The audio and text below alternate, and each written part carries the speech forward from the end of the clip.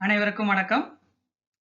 இந்த வீடியோல somehow, somewhat, somewhere இந்த வார்த்தைகளை ஆங்கிலத்தில் எப்படி பயன்படுத்தணும், வாக்கியங்களில் எந்தெந்த இடங்களில் பயன்படுத்தலாம் மற்றும் எந்தெந்த சந்தர்ப்பங்களில் இந்த வார்த்தைகள் நம்மளுக்கு பயன்படும் அப்படிங்கிற விவரங்களை கொடுத்துருக்கிறேன்.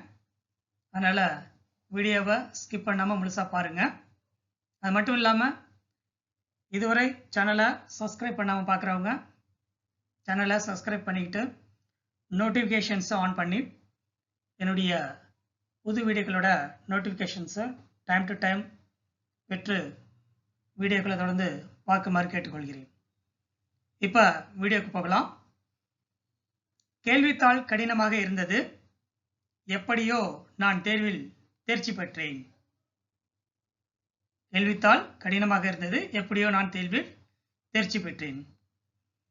இத ஆங்கிலத்தில் the question paper was tough, somehow I managed to pass the exam அப்படின்னு சொல்லுவோம். அதாவது பாஸ் பண்றதுக்கே கஷ்டம் அப்படிங்கிற லெவல்ல இருந்த ஒரு எக்ஸாம், அந்த கொஸ்டின் பேப்பர் அந்த அளவுக்கு டஃபா இருந்த ஒரு எக்ஸாம் ஓரளவுக்கு ஏதோ எழுதி பாஸ் பண்ணிட்டேன் அப்படின்னு சொல்லுவோம்ல, எப்படியோ பாஸ் பண்ணிட்டேன் அப்படின்னு சொல்லுவோம் இல்லையா, அப்படி சொல்றதுதான் இந்த வாக்கியம். இதுல பாத்தீங்கன்னா வாக்கியத்தினுடைய ஆரம்பத்தில் somehow அப்படிங்கிறத பயன்படுத்தி இருக்கிறோம்.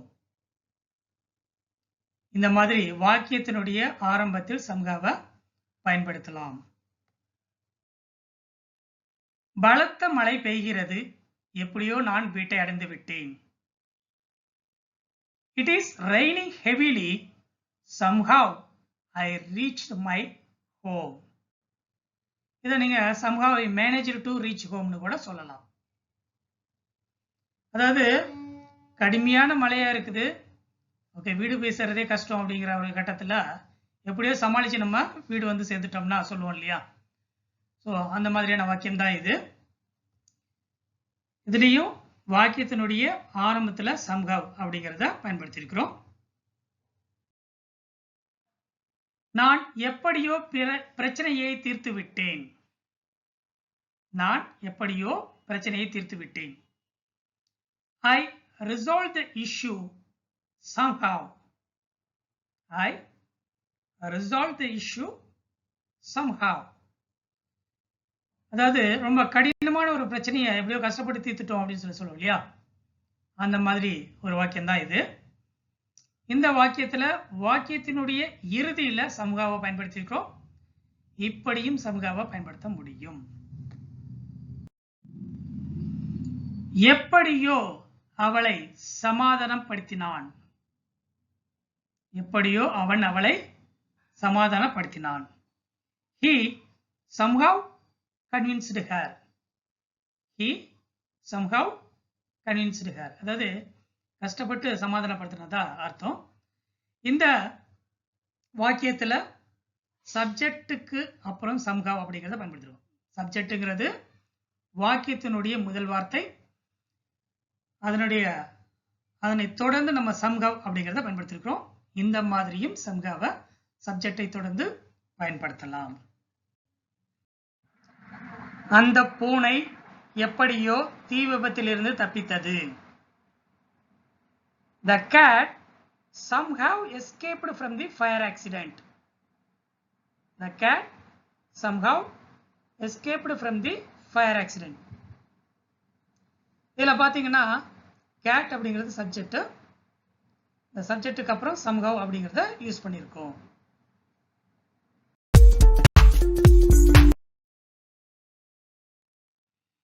எனக்கு ஆங்கிலம் ஓரளவு நன்றாக பேச தெரியும்.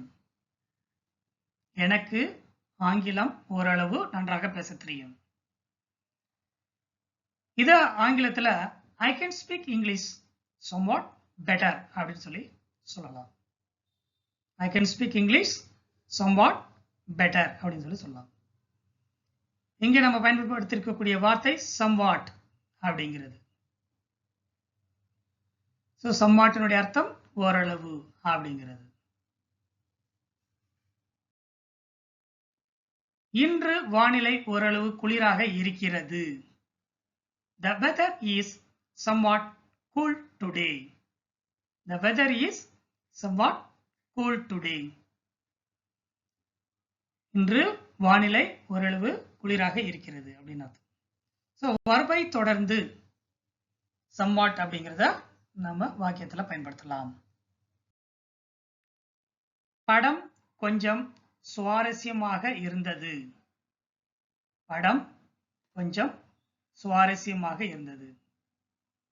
இது ஆங்கிலத்துல the movie was somewhat interesting.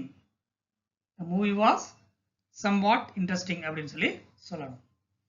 இதுலயும் பாத்தீங்கன்னா வர்பை தொடர்ந்து somewhat பயன்படுத்தி இருக்கிறோம். சிகிச்சைக்கு பிறகு அவள் ஓரளவு நன்றாக உணர்கிறாள். சிகிச்சைக்கு பிறகு அவள் ஓரளவு நன்றாக உணர்கிறாள். She feels somewhat better after the treatment. She feels somewhat better after the treatment. அப்படின்னு சொல்லி இந்த பிரச்சனையை தீர்ப்பது சற்று கடினம்.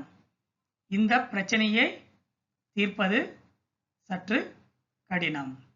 The problem is somewhat difficult to solve. The problem is somewhat difficult to solve. இங்கேயும் வர்பை தொடர்ந்து somewhat பயன்படுத்தி. நாம் ஏற்கனவே எங்கேயோ சந்தித்து இருக்கிறோம். நம்ம ஏற்கனவே எங்கேயோ மீட் பண்ணியிருக்கோம் இல்லையா அப்படின்னு சொல்லி நம்ம யாராச்சும் பார்த்து பேசுவோம். அதாவது இந்த மாதிரி ஒரு சந்தர்ப்பம் அப்படிங்கிறது எப்பனாச்சும் அமையும். ஓகேங்களா? ஸோ அதை எப்படி சொல்றது ஆங்கிலத்துலனா we have already met somewhere before. We have already met somewhere before அப்படின்னு சொல்லணும். இதில் பார்த்தீங்கன்னா வர்புக்கு அப்புறம் நம்ம பயன்படுத்தியிருக்கிறோம். இது present perfect tense sentence. இதில் we have already met அப்படின்னு சொல்லிட்டு அதுக்கப்புறமா மெட்டுங்கிற வர்புக்கு அப்புறமா somewhere அப்படிங்கிறத பயன்படுத்திருக்கோம். இந்த வார இறுதியில் எங்காவது செல்வோம். We will visit somewhere this weekend. அது எங்கேயாவது அப்படிங்கிற அர்த்தம் தான் somewhereங்கிறது. ஸோ இந்த வார இறுதியில் நாம் எங்காவது செல்வோம் அப்படிங்கிறத சொல்றதுக்கு we will visit somewhere this weekend அப்படின்னு சொல்லணும். இதையும் பார்த்தீங்கன்னாக்கா வர்பை தொடர்ந்து பயன்படுத்தலாம். அவளுடைய வீடு இந்த பகுதியில் எங்கோ இருக்கிறது. Her house is somewhere in this area. அதாவது ஷூரா அந்த எந்த இடத்துல இருக்கு அப்படிங்கிறது தெரியாது, பட் இந்த ஏரியால தான் எங்கேயோ இருக்கு அப்படிங்கிறது தெரியும். ஸோ அந்த மாதிரி ஒரு சந்தர்ப்பத்தை இந்த somewhere பயன்படுத்தி சொல்லலாம். Her house is somewhere in this area அப்படின்னு சொல்லுவோம். இங்கேயும் வர்பை அடுத்து somewhere பயன்படுத்திடுவோம். அவன் எங்கோ சென்றான். அவன் எங்கோ சென்றான். இப்போ ஒருத்தர் எங்கேயோ வெளில போயிருக்காப்ல, பட் எங்க போனாப்லன்னு தெரியல அப்படிங்கக்குள்ள அதை நீங்க இந்த மாதிரி சொல்லலாம். He went somewhere அப்படின்னு சொல்லலாம். He went somewhere அப்படின்னு சொல்லலாம். வழியில் எங்காவது மதிய உணவு சாப்பிடுவோம். போற வழியில எங்கனாச்சும் லஞ்ச் பண்ணிடுவோம் அப்படின்னு சொல்லுவோம் இல்லையா? அதை சொல்றதுக்கு கூட நம்ம somewhere பயன்படுத்தலாம். அது எப்படி வாக்கியத்துல சொல்றதுன்னா let us have lunch somewhere on the way அப்படின்னு சொல்லணும்.